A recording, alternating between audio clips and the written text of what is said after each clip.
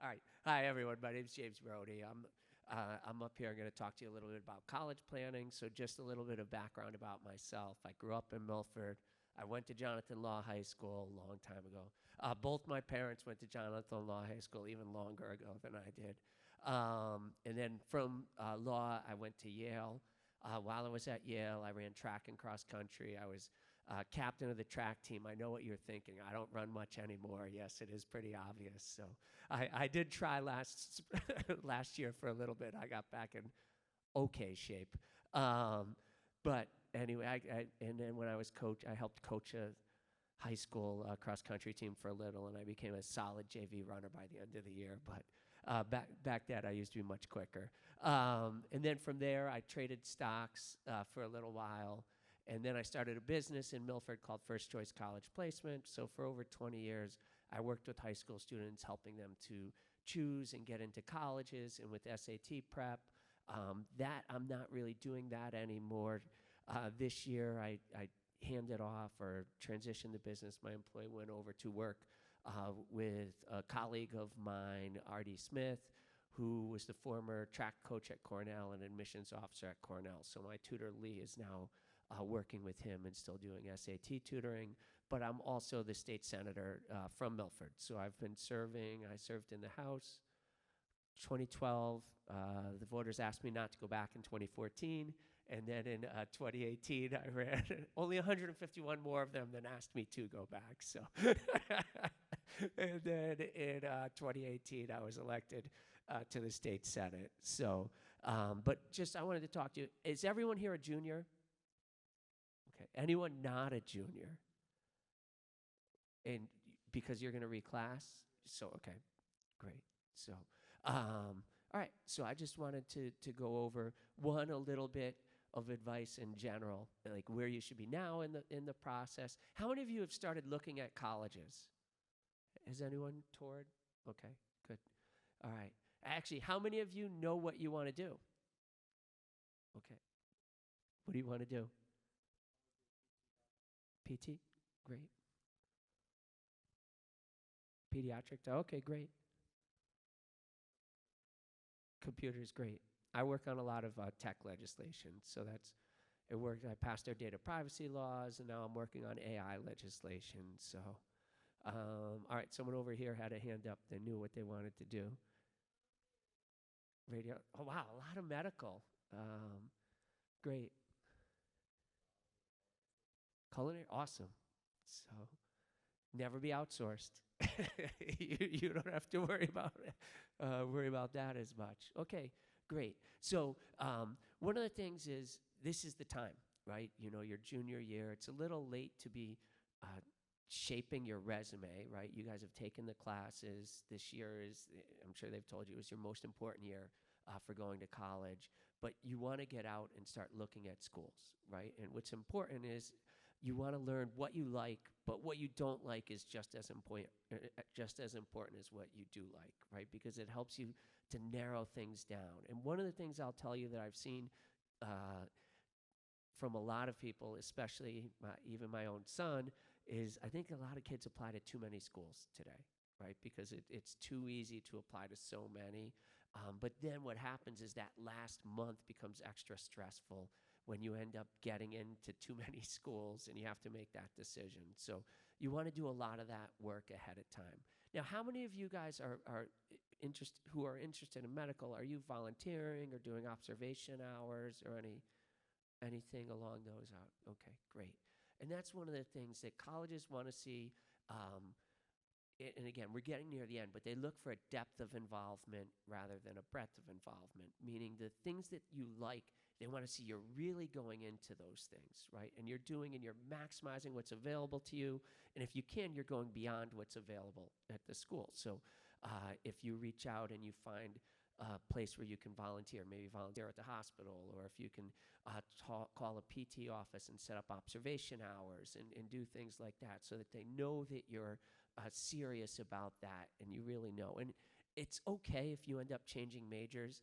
The average student changes their major twice, and I was average. I changed mine twice. No, I may be above average. I think I changed it 3 times. So you don't have to know what you want to do for the rest of your life, But if you do know, those things, you want to start trying to learn about that, learn more and dig into that for a couple reasons. One, to confirm it's what you want to do, but two, when you write your essay, right? When you get to the end, the essay, if you're really passionate about, that's where your passion should come out, right? And so, like if you're passionate about culinary, why?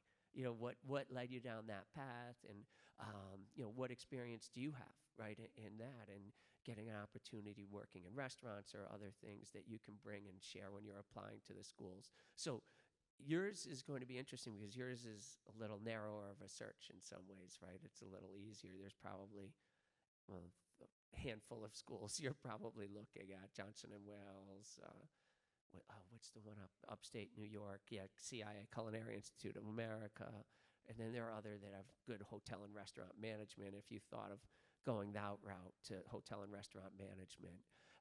But now is the time, like I said, to go look at schools to learn what you like. But another reason to look at schools is a lot of colleges, if you're applying to the private schools especially, they look at what they call demonstrated interest, right?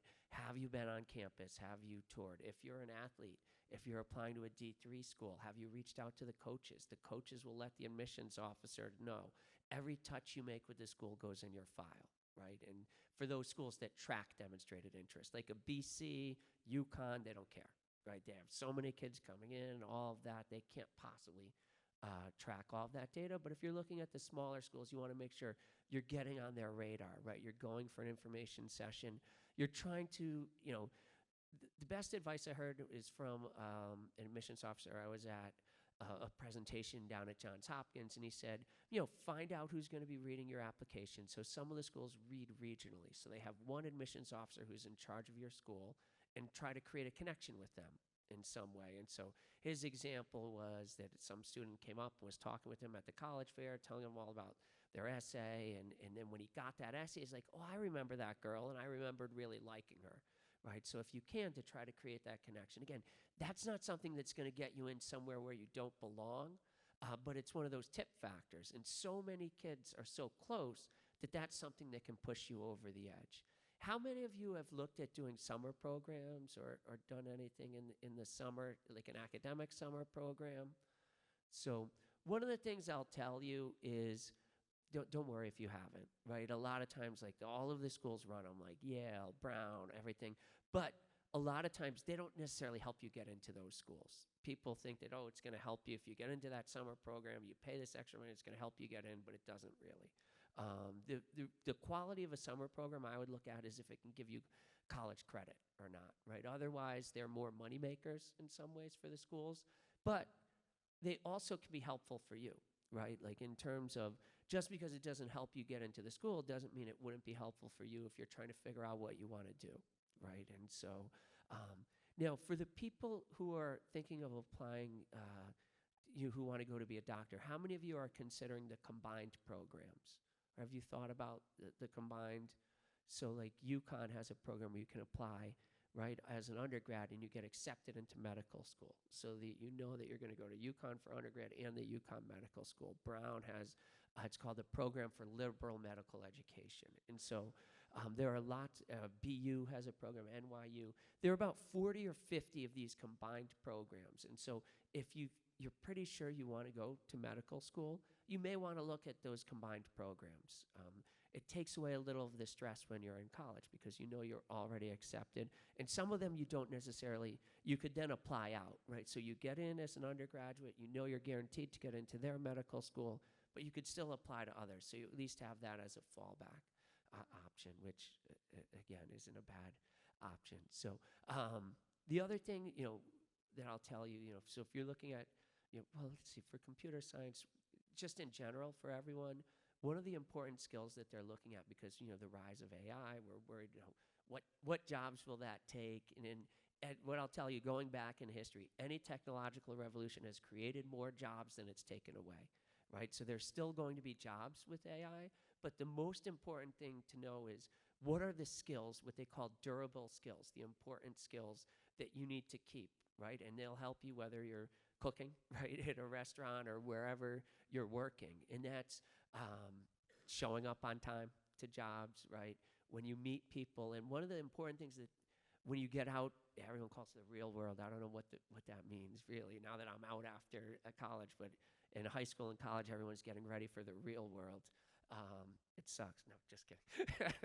So, but you know, when you're out there, it's a lot of times it's the connections you make, right? It's as much as what you know, and so I think it's important. A skill they never teach you is networking, right? And making sure that when you go to events and you meet people, you connect with them on LinkedIn, right? And or you get their card and you send a follow-up email. And I'll tell you, and when you do your interviews, if you interview for colleges, one of the things that I'll tell you is you should always send a follow-up note.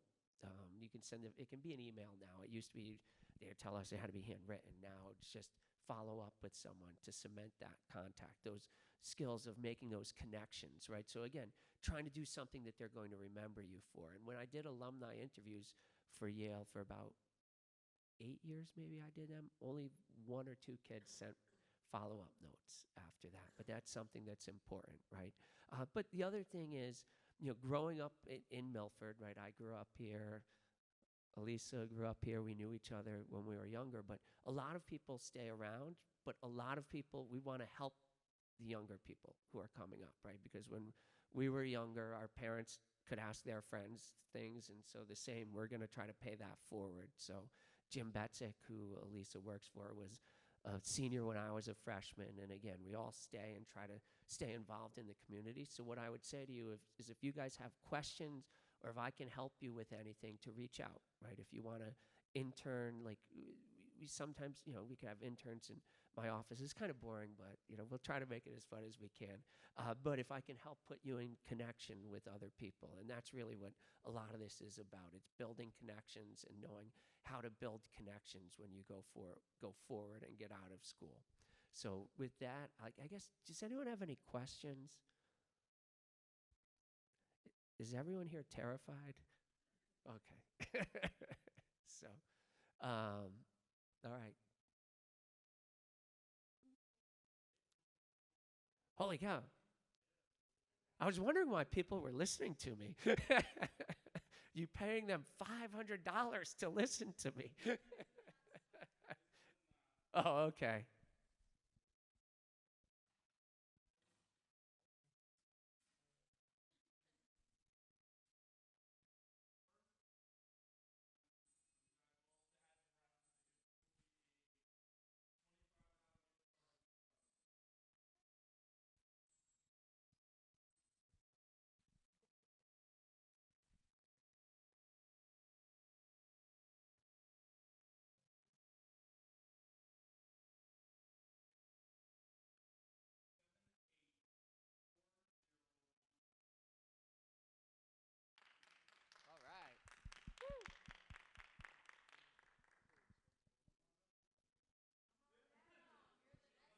All right. Are you going to send out an email to everyone after? Do you have the contact information? Okay, so I'm going to ask Elisa to send out my contact information. So if anyone has any questions or if I can help you with anything, please reach out. The other thing is I am building actually an AI chatbot to help with college advice. And so if you want to help me test that, you can let me know. So we've trained it on material from an expert, well, Artie, who I mentioned from Cornell, a lot of the things he's written, as well as there's an expert in colleges for students with learning disabilities. We've trained it on all of his material and other things that I've written so that you can go in and ask that questions and help us to test it. We would appreciate that. So.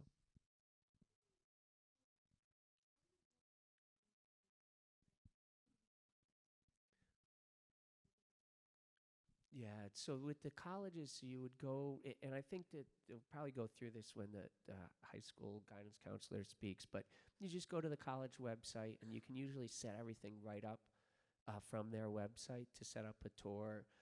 You may want to reach out, like if there's anything you're interested in, you may want to try to see that while you're there. If there are students with learning disabilities, you may want to go to the Disability Resource Center while you're on campus.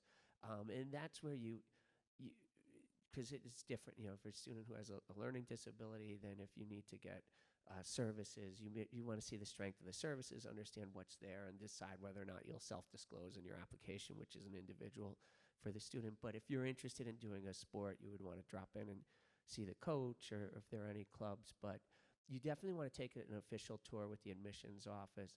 Some schools will allow you to interview when you're on campus. And so if you're going further away, you would want to interview the first time, right? If you don't think you're going to make it back there, but if you just want to start looking at schools near here, yeah, just go on their website and they'll tell you when they have the admissions tours, information sessions, and you can usually just book it all right online. You're welcome. Thank you very much. Round of applause. All right. So my job here today is to talk a little bit about finance. Now, my name is J.R. Romano. I grew up in Derby, Connecticut. I now live in Brantford, and I work at Coastal Bridge Advisors, where we advise our clients on what to do with their money. Now, I didn't really know how to have a conversation about money with high school students. So I started to think about, what did I think about money in high school? What is money to you guys? You could say it. It's not a trick question. What is it? Stuff. For high school kids, it's stuff. I work. I want to buy this. I want to get this. I want to save for a car. You think of money in terms of stuff. For parents, it's freedom. It's security. I can retire. I can buy a home. I can pay for college. As you get older, money is no longer stuff. It's security. Now, the sooner that you can make that transition in your mind about money equaling stuff to security, even if it's half and half when you're younger, it's going to go a long way. It means you can pay off your student loans if you have them sooner. It means you can start saving retirement sooner. And as you get older, the more that you save when you're younger, your life will get easier. And oftentimes we don't think about those things. So for example, when I was your age, I had 2 jobs. I worked as a summer camp person, and actually it was 3. I mowed lawns at the Ansonia Mall. Some of the adults might remember that place. But I did all these odd jobs. I didn't save a dime. I didn't save a dime. I was buying video games. I was renting movies, getting Chinese food. But if I had thought then to take $10 a week, $10 a month, whatever it is, and putting it into a Roth IRA, I would have so much more money today. And I know many of you probably spend more than $10 a week on Starbucks or Dunkin' Donuts. Am I right? No? Oh, raise your hand if you spent. Yeah, see, they're holding them back there. I knew it. So a little shift in mentality about money equaling stuff can really go a long way. And along the way, as you go into college and adulthood, you're going to come across credit cards. You're going to come across debt and using debt to get stuff. Really try to avoid that stuff if you can. If you don't understand credit cards, obviously, if there's an immediate need, oftentimes you say, okay, but the banks make a lot of money off you. And they love when you're not safe and secure. They love when you don't save money because then they can charge you interest, 18, 20% for stuff. So my biggest regret is that I didn't even take any of that money, probably until I was 30, to start saving. And I wish someone had had this conversation. You don't need to remember me. You don't need to remember my name, where I work. Well, unless you want to become a client. Certainly, I hope you remember. But remember that money isn't stuff. It's security. Now, I don't want to go on and on and on because obviously, what we do is we deal with the stock market. We do plans for clients. We go over, hey, if your parents, I want to save for college. I have 2 daughters. I'm already saving for their college education. And that's how we work with our clients. We look at the stock markets. We try to invest. We really try to focus on making the money you do earn work for you. And that's the other thing to really pay attention to when you go sign up for a bank account or a savings account. What are the interest rates you're getting? For example, a local bank takes your money that you put in there for a savings account, and they say, hey, we're going to lend this money out at 7%. But hey, we're going to give you a penny every month for allowing us to lend your money out. Now, there are other ways that you can save your money and accounts that actually pay you. Right now, there's savings accounts out there that are paying 4 or 5%. That means you're earning money on your money.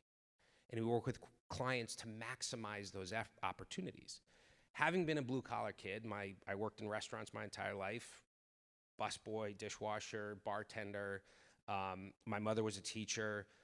People work really, really hard. And so and it's one of the great things that I love working at Coastal Bridge is our objective is to make that money work as hard for you as you worked to earn it.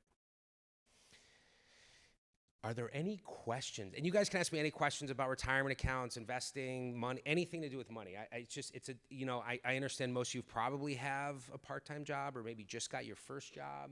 So you can ask me anything. Student loans, try not to buy a car and that's a brand new car and have a car note that's $1,000. I have, one of our clients is the chain of ShopRites. There's a young kid, first full-time job. He's sitting down, he's signing up to do the 401k, and he tells me that he just bought a new truck because he has a job. $750 a month for his car payment. So you're crazy. I didn't say that to him. That's what I thought. But those are that goes back to that mentality of it's stuff. So, and it's going to take him 7 years to pay that off. So those are the small things to think about. So again, you don't need to remember me. Just try to get that mentality that money equals security, not stuff. Come on, ask me a crypto question if you want. So I have an 11-month-old daughter, right? Okay. What would you say the best advice to saving her, preparing her for when she's maybe buried or something, getting her ready? So obviously a 529. The state has Chet. Fidelity does the money management on it. Strongly encourage opening one of those, even if it's $10 a month, whatever you can put in there. The other thing is, for my kids, I have a Chet account for both of them, and then I also have what's called an UTMA, which is a uniform trust for minors. And anytime anyone gives a birthday gift of cash or money, that's where it goes. It doesn't go in a piggy bank. It goes somewhere where it's going to earn interest, or even my daughter, and I know there's a lot of you who are younger, but I bought Google stock for my daughter at $80. And so that's been a great choice, right? It's up to 100 and I think today was 136 or something like that, I think.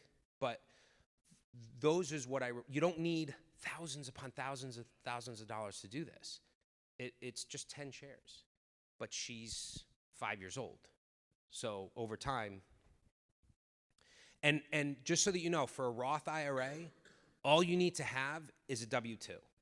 So even if you're working part-time, you can put some money into a retirement account, into a Roth IRA. You don't need to, as long as you have a W-2, you're eligible. So I would strongly encourage that. And listen, I often tell people, how many people here have an iPhone? Apple's on sale right now, the stock. So for all the Apple products you buy, you might as well become a shareholder. You get a little back. Any other questions? Go ahead.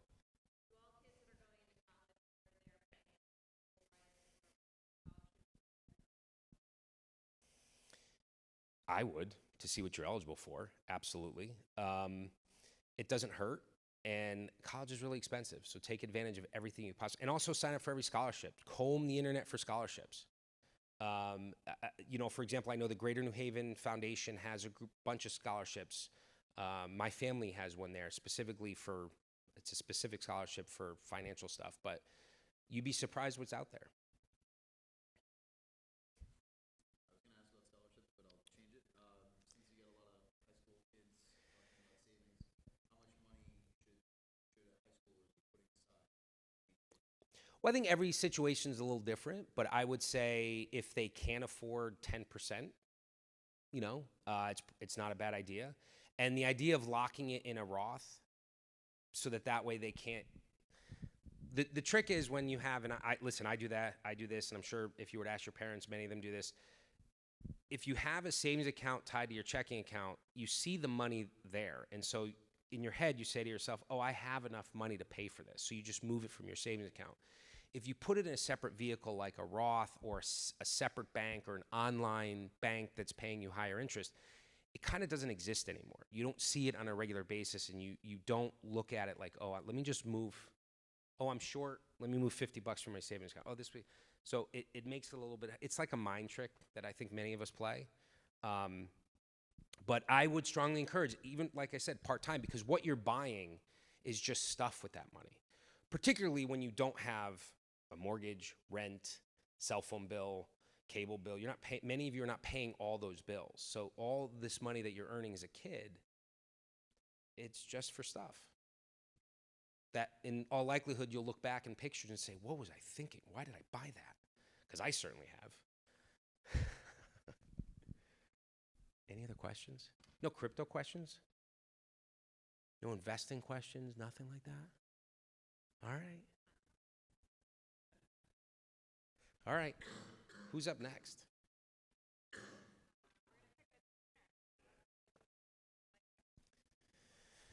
All right. You want to spin it? Sure. Call the name? Presenter picks the winner. Yep. Presenter picks the winner.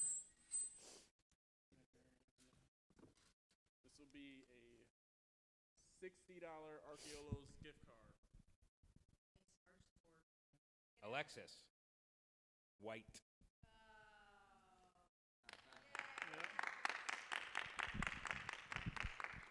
Rigged.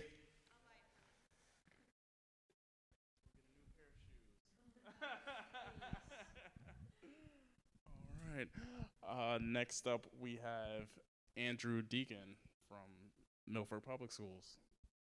Is he up there?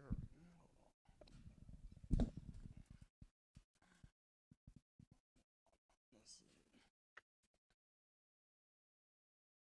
Did he step out briefly? Oh, he might have stepped out. Hold on. If he stepped out, You guys want to go? we can. Oh, okay, sure. Then. All right, so we'll Switch it up. Roll with it. instead of public schools, we have Milford Rape Crisis Center. Thank you. Hi, everyone. My name is Jillian Marino. This is my coworker. Camden Morgillo. We're from the Rape Crisis Center of Milford today, and we are invited to talk to you guys about healthy relationships. So we are part of the Milford school systems and go in and talk to students kindergarten through 12th grade about a bunch of different topics. So currently in the high school, we see the students when they're in 10th grade and 12th grade. So you may have had Camden or myself or our other coworker, Linda, present to you before. So we like to do things very interactive. So we're gonna just talk about some healthy relationships, whether it is a dating relationship or a friendship. So the first thing we're gonna ask about green flags in a healthy relationship. What are some things that you look for when it comes to a healthy relationship? Or what would you label as healthy in a relationship? A quality that you would want with a partner or even with a friend. What's healthy to you guys? Beautiful. Love that. Yes, Communication, 100%. What else? Yeah, respect. You want respect in a partner, in a friendship, right? You want your partner and your friend to respect you. Anything else? So good communication, respect. I love these answers so far. I know you've got more. Trust. Trust, yes. Definitely. Trust is a big one. Absolutely. So with those being red or green flags, what would you say a red flag in a relationship could be? I bet you we can come up with a lot of these. What do you think a red flag is in a relationship or friendship? Go ahead. Manipulative. Definitely. What else?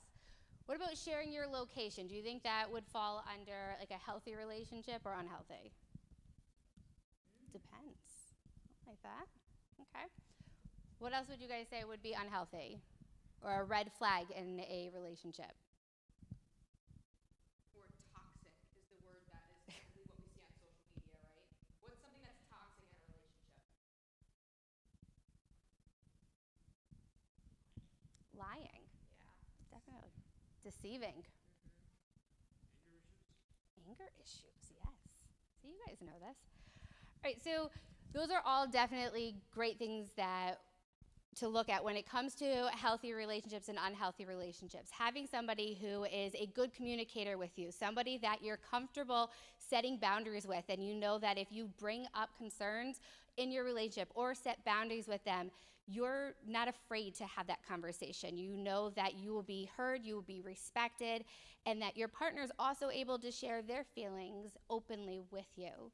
You know, if you feel guarded when it comes to having a conversation with a partner, whether it's someone you're dating, it's a friendship you have, that's a sign that it's not healthy. If you feel on edge when it comes to talking to someone about your feelings or about how someone made you feel, you know, that's not a good thing. You should always feel comfortable with your friends, being able to talk about anything, share things with them, and with a partner, it should be the same thing. Yeah, and to go off of that too, like if you feel that you're always playing in your head, this is what I want to say. How will this person react to this? How can I change it so that they'll react in a more positive way, right? Like if you're changing what you need to communicate based off of how you think that person will react, that could be a potential red flag, you know? And again, we're not just here talking about intimate relationships. We're here talking about friendships too. Having those conversations with your friends. Well, if I tell them this, are they going to get mad at me? Are they going to get frustrated? Are they going to shut down? Are they going to not talk to me for the next couple of days at school? So kind of reflecting on what those relationships look like and if you're able to openly communicate with that person and if they're going to be receptive to that communication. So to kind of practice what we're talking about, we're going to just read some scenarios, and since nobody ever likes talking out loud, we'll just do thumbs up, thumbs down. Thumbs up if it's a healthy relationship, thumbs down if it's not. So you constantly feel nervous or anxious about what your friends or partner are thinking about you. Perfect. So if you're always worried, you're always thinking, what is this person thinking of me? Is this person mad at me? This person was quiet. They didn't greet me the way that they normally would. So like feeding in and thinking about what's going on in this person's head because maybe they're not communicating it with you. Or they're causing you to overthink every action that you make because you don't know how they're going to respond to you. It's definitely another sign that this is not something that can be healthy, and you may need to have a conversation about how this is making you feel. None of the things that we're saying are supposed to be, these are the end-all, be-all. Yeah. You can have these conversations with somebody and let them know, like, hey, this is something that I'm noticing, and I want us to talk about it. But if someone continues to push you off and they're not respecting those boundaries you're putting up, then that is a different conversation that you need to have. That person may not be the best influence in your life. You can trust each other with your feelings and when it comes to talking to this person. Healthy or unhealthy? Great job. Yeah, trust was an important one, right? You know, and like we said, that's part of that open communication. Being able to talk openly about how something is making you feel, how someone's making you feel, how you are talking to one another. If you guys are going out somewhere, being able to say, like, hey, I really don't like that restaurant. That person's being receptive and respecting what you're saying. One person constantly makes all of the decisions without checking with the other person. Definitely unhealthy. With that also being said, there's sometimes some people, I'm not one of those people who likes to make decisions. I am not a decision maker, but I also do want to be asked, like, hey, do you care if we do this? I'm not one who's going to always be like, oh, let's do this or let's do that, but I want to be asked, and my voice should always be heard, just like my partner should be as well. All right, next one. Your friend/partner constantly pushes past your boundaries, whether it's invading your personal space or pressuring you to do things that you're not comfortable doing. What do you guys think? Yeah, definitely. So anytime that you set that boundary down, right, and somebody is crossing that boundary or pushing that boundary, then that's a red flag, and that's a conversation that needs to be had. And like Jillian said, you know, that's why conversations are important. If one person does something that wrongs you, that doesn't mean that's it, I'm done, I'm never talking to this person ever again for the rest of my life, right? Otherwise, we would be cutting a lot of people off left and right. So it's important to have that conversation, but be mindful of how many times you're having the conversation, right? And also be mindful of people saying, oh, I'm so sorry, you know, I respect that, I will change, next time I'll do this. Hold them accountable. Make sure that they are changing that action, because words can be spoken, but words don't really mean anything if there's not that action happening too. What if you have a friend, like let's say, some of you guys are going off to college. Now you've had your friends for a while, whether it's through playing sports or being involved in clubs or activities. But how many of you are planning on going away and like staying away at college, attending a school that is away from here? Now you don't have to answer this out loud, but I just want you to think. How are you going to make friends at school? You're going to a new school, you're kind of leaving your old friends behind, right? What are some strategies that you have for making new friends at school? How do you know that you can trust those people that first weekend that you're going to be there, right? So it's important that even though we're talking about relationships, you may have your established friendships, your established relationship, but you're going to a point of your life where you are deciding where you want to move, and those relationships, they might change. You might develop new ones. How do you set boundaries in a new relationship? How do you set boundaries in a new romantic relationship? So some of these are just things to brainstorm. You don't have to talk out loud because I can tell you're a little bit of a quiet group. Okay, you could tell your partner no, even if they might be disappointed. What do you guys think? Yeah. Again, that goes back to communicating. Yes, yeah.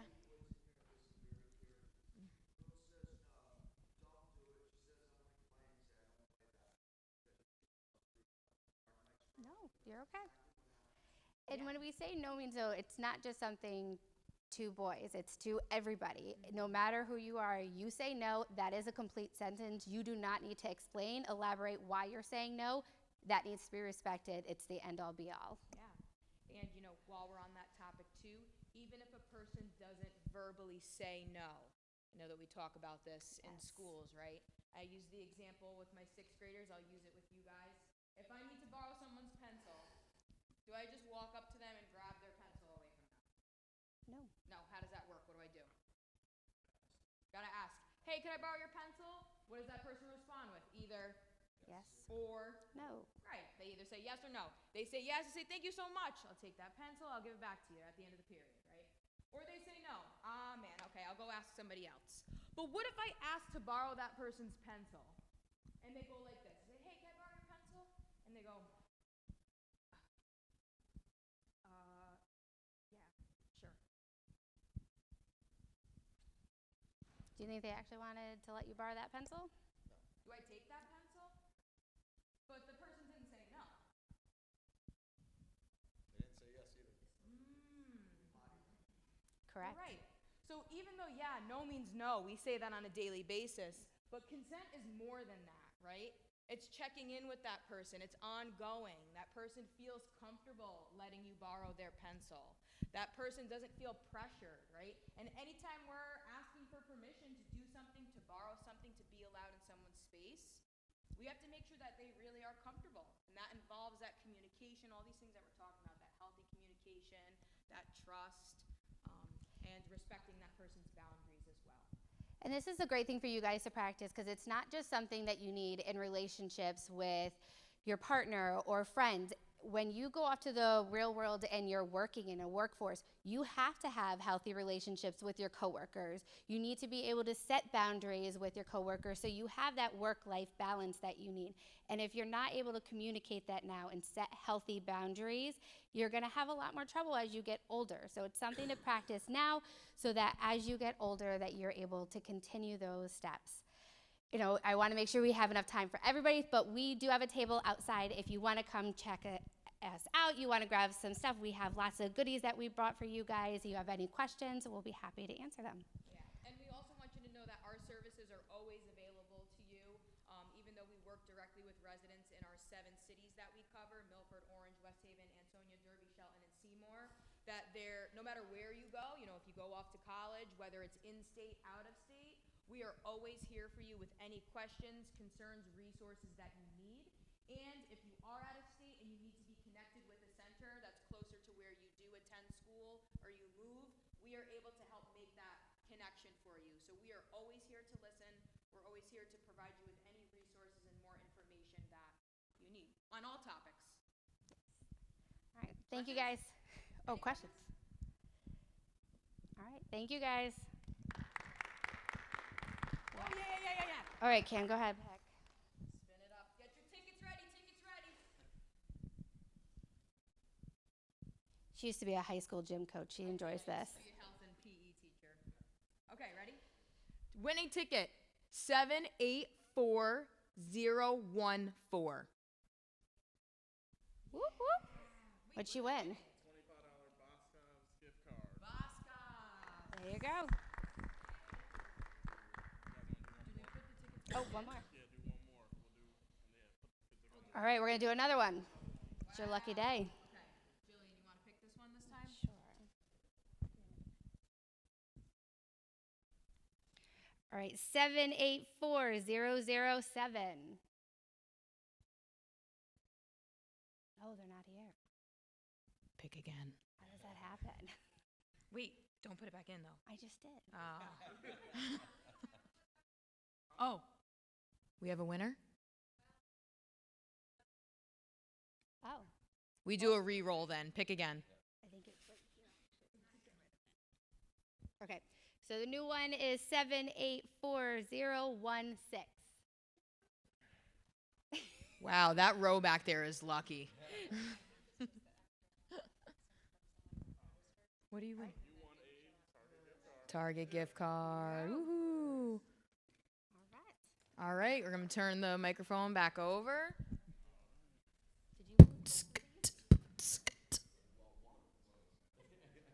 Oh, Doug, you're up, right? All right, round of applause. Doug's coming up on the mic. Nice warm welcome to our host.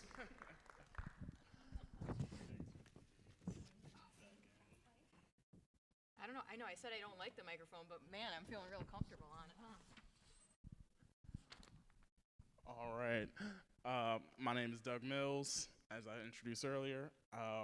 So my role with the city, I'm a social worker, for those who may not know. So what I'm going to talk about is mental health and awareness and services that are out there. So just what is mental health? Mental health is things that, how you feel and your state of mind and things like that. So what I want you to be comfortable with, mental health changes on a daily, minute basis, and it's normal. There are services out there. There are ways to cope with things. It's not always, and when we talk about using coping skills, is utilizing what's around you and what works for you. Everybody's styles are different. And even for services out there, as a social worker, when I see clients, I tell them, my style may not fit you as a client, and it's fine. So I don't want people to be discouraged when they do go out to get services.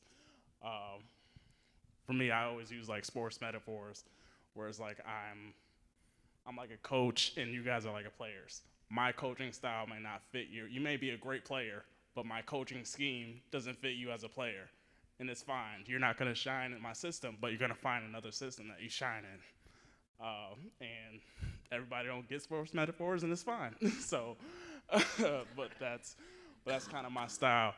But I do want people to kind of understand. So what I'm going to go over is a few mental health tips for everybody. The first one I like to always promote is healthy habits. Eating healthy, eating right, exercising. They don't always have to be high physical exercises. You don't have to be on a strict 500-calorie diet.